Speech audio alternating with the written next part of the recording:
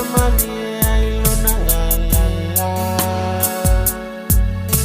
efa apena tawa pe atale matala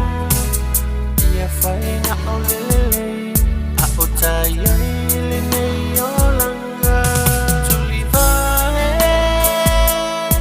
matalo ona tali mai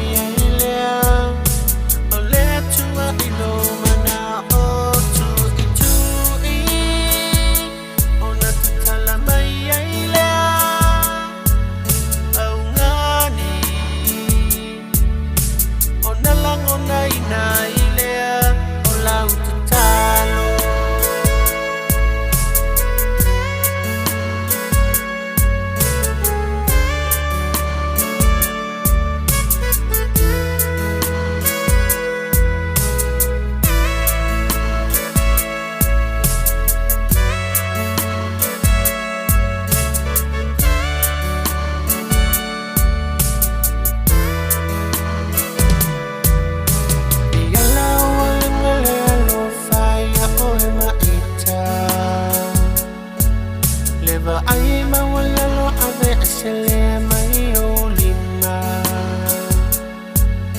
ia fa amaula lo jo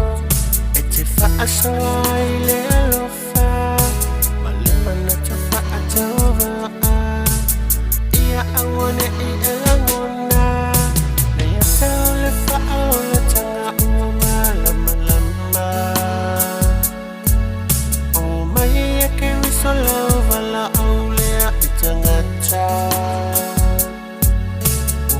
talon na joya fio mai tawa ina ituai ma ai lawa manu na tuli ne i ele pa i